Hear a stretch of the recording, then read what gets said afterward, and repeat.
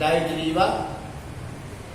पूर्व में मैंने आपको पादपों में पोषण के कौन कौन से घटक होते हैं इसके बारे में आपसे विधिवत चर्चा किया था। ये विज्ञान में कक्षा 7 में है, पौधों में पोषण, प्रकाश संश्लेषण। तो उसमें आज हम आपको बताएंगे कि पोषण के आधार पे पौधों को कितने भागों में विभाजित किया जा सकता है। पोषण के आधार पे पौधों का वर्गीकरण। तो सबसे पहले यहाँ पे 2 प्रकार का पौधा में पोषण होता है। पहला है स्वपोषी, जिसमें पौधा स्वयं अपने से भोजन बनाता है, वो किसी दूसरे के ऊपर निर्भर नहीं रहता। और दूसरा है विषमपोषी, जो दूसरों के ऊपर अपने पोषण के लिए आधारित रहता है। तो यदि हम स्वपोषी के सबसे पहले चलें तो स्वपोषी में पौधा अपने से स्वयं भोजन बनाता है। उस प्रक्रिया को हम कहते हैं प्रकाश संश्लेषण। तो प्रकाश संश्लेषण यानी पादपों में खाद्य का निर्माण। पौधे अपना भोजन कैसे बनाते हैं, कैसे निर्माण करते हैं, तो उसमें ये 3 चीजें सबसे महत्वपूर्ण है। सबसे पहला है जड़, दूसरा है तना और तीसरा है पत्ती। जड़ का काम क्या होता है? क्योंकि जड़ जो होती है वो जमीन में नीचे रहती है, जमीन के नीचे रहती है, और जमीन के नीचे पानी रहता है, खनिज लवण रहता है। तो उस पानी और खनिज लवणों का वो जड़ें अवशोषण करती हैं। माने खनिज लवण और पानी आवश्यक है जो जड़ के द्वारा अवशोषित होता है। दूसरा आता है तना। तना जो जमीन से ऊपर मोटा भाग होता है, नीचे जड़ हो गई जमीन के नीचे, और ऊपर जो मोटा भाग होता है वो है तना। तो तना जो होता है वो माध्यम का कार्य करता है। माध्यम का कार्य का मतलब कि जड़ें जो पानी और खनिज लवण का अवशोषण करती हैं, उसको पौधे के हर भाग में पहुंचाता है तना से होते हुए। और जब भोजन पत्तियों में निर्माण हो जाता है तो उस भोजन को भी इस तना माध्यम का काम करता है। उसके अंदर जो वाहिकाएं हैं वो पौधे के विभिन्न भाग में पहुंचाती। तीसरा है पत्ती। पत्ती भोजन की फैक्ट्री कहलाती है। भोजन का माने पौधे का जो है वो किचन कहलाता है। तो यहाँ पे इसका निर्माण कैसे होता है? तो वायुमंडल में जो कार्बन डाइऑक्साइड होती है, उस कार्बन डाइऑक्साइड को पत्ती अवशोषित करती है। पानी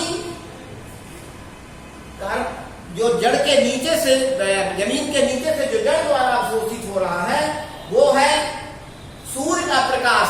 क्योंकि पौधे जो है उसकी पत्तियां हरी होती हैं और उसमें सूर्य का प्रकाश जब पड़ता है तो सूर्य के प्रकाश को वो हरा रंग, जिसको क्लोरोफिल कहते हैं, जिसमें क्लोरोप्लास्ट के कण होते हैं, वो अवशोषित करते हैं। तो क्लोरोफिल और सूर्य का प्रकाश, इन दोनों की मदद से कार्बोहाइड्रेट का निर्माण करते हैं, यानी भोजन का निर्माण करते हैं, जिसको ऊर्जा मिलती है। साथ में वो ऑक्सीजन गैस निकालते हैं जो वायुमंडल में मिल जाती है। इसीलिए हम कहते हैं कि हमको जरूरत ज्यादा से ज्यादा वृक्षारोपण करना चाहिए, ताकि हमारे जो हवा है, हमारा जो वातावरण है वो शुद्ध हो सके, अर्थात ऑक्सीजन आ सके। अब हम दूसरे में आते हैं विषमपोषी। तो विषमपोषी जो दूसरों के ऊपर निर्भर रहते हैं भोजन के लिए, वो विषमपोषी पौधे कहलाते हैं। तो इसमें ये विषमपोषी 4 प्रकार के होते हैं। सबसे पहला है कीटभक्षी, दूसरा है मृतोपजीवी, तीसरा है सहजीवी और चौथा है परजीवी। तो सबसे पहले हम कीटभक्षी देखते हैं। तो कीटभक्षी जो है वो घटपर्णी एक पौधा है, पिचर प्लांट पौधा है, जिसको आपने देखा होगा, जिसका जो फूल है वो इस तरह से आकृति पे रहता है, ऐसी आकृति बनी रहती है। इसके ऊपर एक ढक्कन बना है, यहाँ पे छोटे छोटे रेशे हैं। तो जैसे ही इस पे कोई कीट यहाँ पे बैठता है तो यहाँ पे जो हमेशा नीचे की तरफ रहते हैं तो वो कीट इसमें फंस जाता है। जैसे इसमें फंस गया तो ये ढक्कन बंद हो जाता है और जो इसके पाचक रस है उस पाचक रस के द्वारा ये अवशोषित हो जाता है। तो ये हो गया पहला कीट भक्षी, यानी जो कीटों का भक्षण करते हैं। दूसरा है मृतोपजीवी। ये सड़े गले जो हमारे पदार्थ होते हैं उस पे ये उगते हैं और उसी से अपना वो भोजन प्राप्त करते हैं। जैसे कवक है या फंजाई है। आपने अक्सर देखा होगा कि जहां भूसा वगैरह सड़ा रहता है, जैसे ही उसमें पानी पड़ता है तो उसमें कुकुर मिलते जैसी आकृति जर्मिनेट हो जाती है। तीसरा है सहजीवी। सहजीवी यानी दो जीव एक साथ रहते हैं और वो आपस में एक दूसरे से कुछ न कुछ लेन देन करते हैं। उदाहरण के लिए यदि हम लाइकेन को देखें तो लाइकेन में शैवाल और कवक दोनों रहते हैं। शैवाल और कवक दोनों रहते हैं। तो शैवाल चूंकि हरे रंग का होता है, प्रकाश संश्लेषण की क्रिया करता है और अपना भोजन बना लेता है, जैसा कि हमने अभी स्वपोषी में देखा। तो ये शैवाल उस जीवाणु को क्या करता है, भोजन देता है। किसको? कवक को। अब कवक जो है शैवाल को क्या देता है, तो कवक जो है इस शैवाल को रहने का स्थान देता है। एक तो ये उदाहरण हो गया। दूसरा उदाहरण हमने देखा है कि वृक्षों की जड़ों में भी फंजाई जो है वो जर्मिनेट हो जाती है, रहने लगती है। तो वहां भी यही प्रक्रिया होती है कि ये एक भोजन देता है, एक रहने का काम करता है, अर्थात वो सहजीवी होते हैं, एक दूसरे के बराबर भागीदार होते हैं। चौथा है परजीवी। परजीवी यथा नामो तथा गुणः, माने दूसरे के ऊपर निर्भर करता है। आपने देखा होगा अमरबेल, किसी भी झाड़ी के ऊपर जो पीले पीले पौधे दिखते हैं तो वो कहलाता है अमरबेल। तो माने अमरबेल क्या करता है, भोजन कहां से प्राप्त करता है, जिस पौधे के ऊपर वो आच्छादित रहता है उसी से वो भोजन प्राप्त करता है, अर्थात दूसरे से भोजन प्राप्त कर रहा है।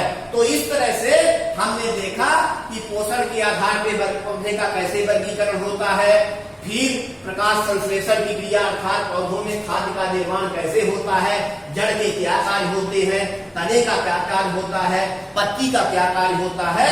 और इस तरह से ये हमने एक समीकरण बना दिया है यहाँ पे कि कार्बन डाइऑक्साइड धन पानी, माने कार्बन डाइऑक्साइड और पानी के साथ सूर्य के प्रकाश की उपस्थिति में ये क्लोरोफिल की सहायता से पौधे कार्बोहाइड्रेट का निर्माण करते हैं और ऑक्सीजन को निकालते हैं। इस प्रक्रिया को हम प्रकाश संश्लेषण कहते हैं। क्योंकि इसको सूर्य का प्रकाश बहुत आवश्यक है, इसलिए प्रकाश की उपस्थिति में भोजन का संश्लेषण हो रहा है, इसलिए हम इसको प्रकाश संश्लेषण की प्रक्रिया कहते हैं। अब एक चीज और हम देख लेते हैं इसमें कि पौधे जो होते हैं, कुछ पौधे ऐसे हैं जिनकी जड़ों में कुछ बैक्टीरिया होते हैं, जैसे राइजोबियम है। उसका काम क्या होता है, वो क्योंकि पौधा वायुमंडल की नाइट्रोजन को नहीं ग्रहण कर सकता सीधे, उसको ग्रहण करने के लिए किसकी जरूरत होती है, यौगिक के रूप में। तो वो जो हमारा राइजोबियम है, जो हमारा नाइट्रोफाइन बैक्टीरिया है, सहजीवी के साथ जो रह रहा है, वो वायुमंडल की नाइट्रोजन को यौगिक के रूप में अर्थात नाइट्रेट के रूप में बदलता है और ये नाइट्रेट पानी में घुल जाता है और उससे जड़ें जो है उसको जब अवशोषित करती हैं तो उससे पौधे को नाइट्रोजन मिलता है, जिससे पौधे की वृद्धि होती है। तो इस तरह से हमने पोषण के आधार पर पौधों का वर्गीकरण देख लिया, प्रकाश संश्लेषण की प्रक्रिया देख लिया कि भोजन पौधा कैसे बनाता है। आज के लिए इतना ही काफी है। धन्यवाद।